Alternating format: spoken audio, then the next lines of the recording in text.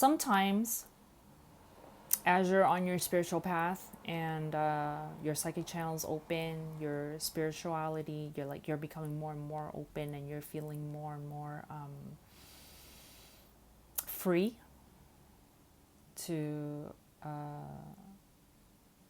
express that you're a spiritual being, talking to other people about it.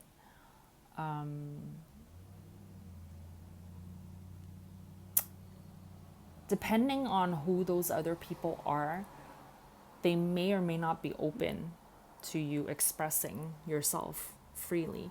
So, how do you remain, like, maintain that sense of freedom within yourself if you're not able to talk about it or express it that openly with, say, certain other people? Maybe your friend group or your family might not believe in the spirituality the way you do. You might be experiencing psychic things that they don't experience, right? And they'll be like, are you sure that everything that you're doing is safe? Are you sure? That's what happened to me. Like, when I first started, I had a little reunion with some coworkers. Like, I used to work at this place, right? And and then I left the place and I started my psychic training, and then they got in touch, and it was like, oh yeah, let's go out to lunch together. And then so I met up with these people that I used to work with, and they're like, oh, what are you up to? And I started telling them about stuff that was happening to me, and I was so excited about it. I was like freely, openly, telling them all the stories, exactly what was happening, and you know and they looked at me with concern, because these guys were like computer engineers, I believe, but they work with computers, right? So they're real, like, science tech kind of guys, and here I am talking about automatic writing, like spirit writing through me, through my hands, and I was telling them stories like that, right? And because I was, like, when you first start understanding that your spirit, you have your spiritual awakening, right? You're really excited to tell everybody. You're like, oh my gosh, this is the truth. I just figured out the truth of the universe, so whatever.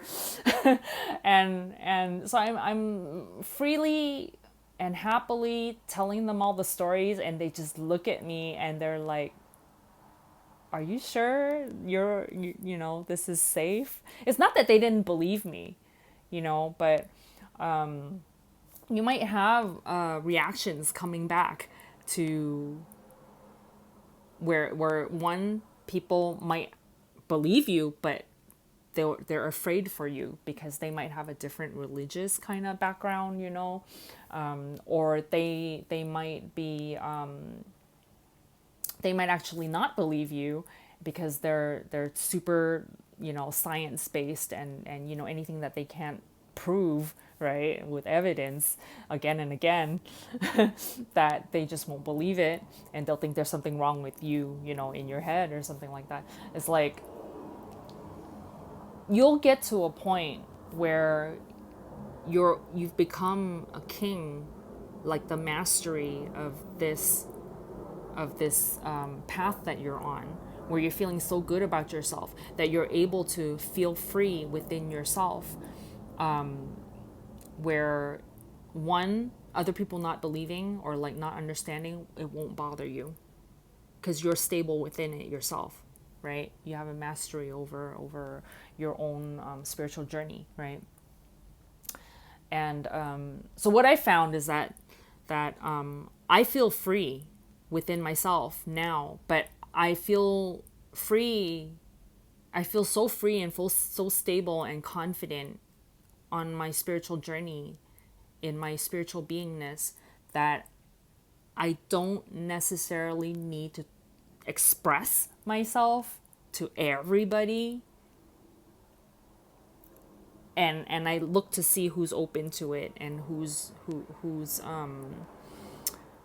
kind of on their way there themselves, you know, like I kind of listen to my inner guidance to see like, oh yeah, you can talk about this to this person, or you just ask, you know. Like one time, a lady came into the office that I used to work in. This is a different place that I worked in, and she was having like a nervous breakdown. She was freaking out, and she looked me straight in the eye, and she goes, "I'm freaking out. I'm about to really have an attack, right?"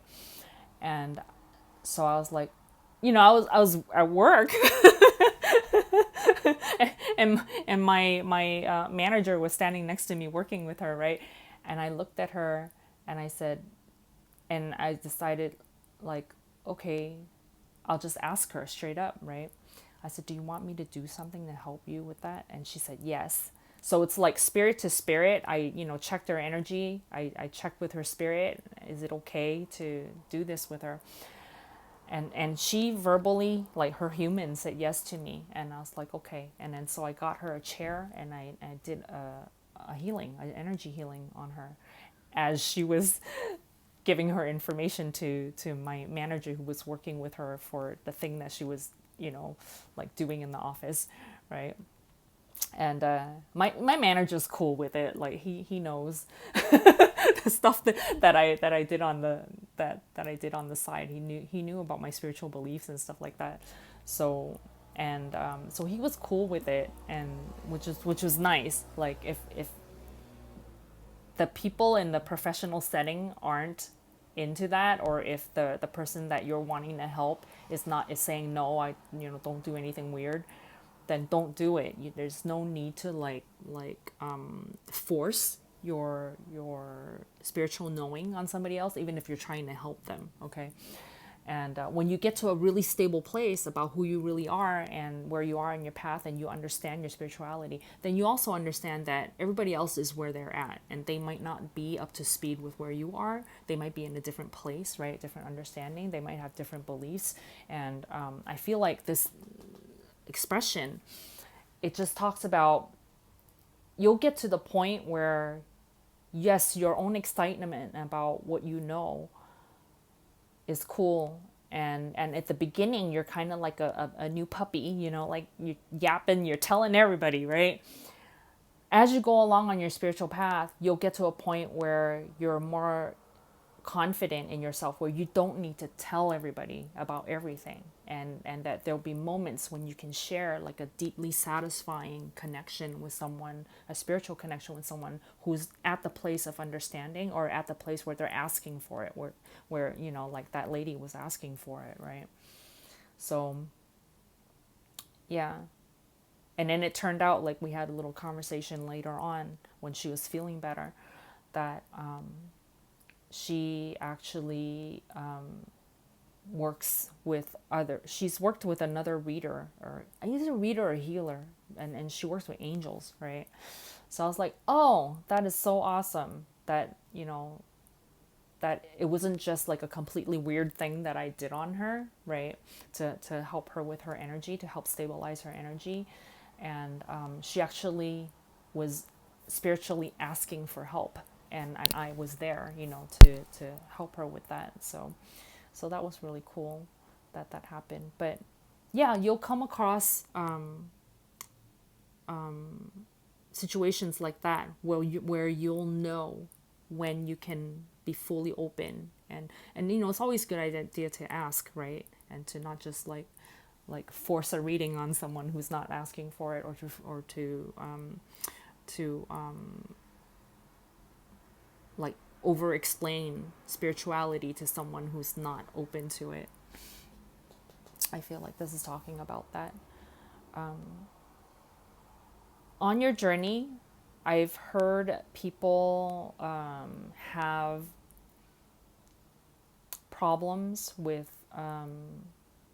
you know, like I was saying at the beginning, you're super excited, you want everybody to know about it, and then you find out like, oh, some people aren't open to it, and all of a sudden your relationships fall apart with these people because you're on this new path now, and they're still looking at you wanting you to be your old self, and you're no longer your old self.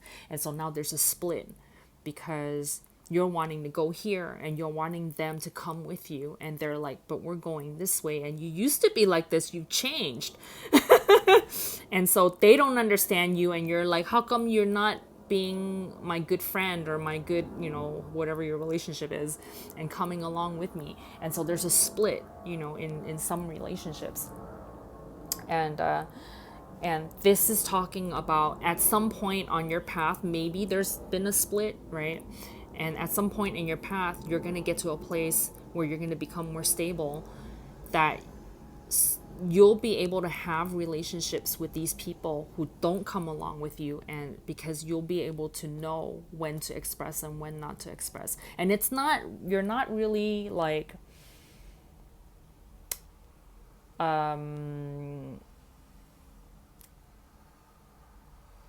holding yourself back, or like closing yourself off in some way that's bad for you. You're just knowing the moments, you're just knowing the opportune moments to interact, and then also when to kind of like, you see something, you know something, but you keep it to yourself, right? As a psychic, sometimes you'll see things on other people, and it's like they're not open to knowing or hearing the messages or whatever. You keep it to yourself, because nobody wants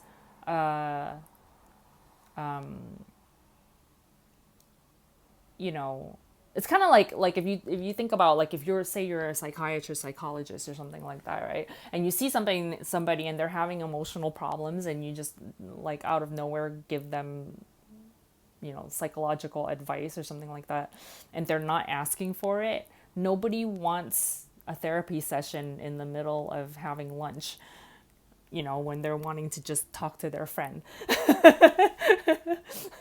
Right? But you'll get to the place on your path when you're more steady and confident. You'll know those moments when they're open to it and they're actually asking for it, and when to do that and when to not share. And it's not going to feel like you're stifling yourself. I think that's one of the big messages from this, is that you want to feel free to be yourself. And within the freedom, though, like, you have an understanding of allowing the other people to also be free in terms of their own understanding, like knowing where they're at, and then you feeling comfortable. About saying or not saying things, because there's that stability, that steadiness within yourself, that whether you express or tell them stuff that you know or not, you know it, and that's good enough. Like, you don't need everybody else to know what you know in order for you to feel good about yourself. Does that make sense? Yeah. If you're not there yet, you'll get there. Along your journey, you will get here to this place and then you're gonna feel the ultimate freedom, Like, you don't need to convince anybody of what you know. You just know it, and it's cool. All right.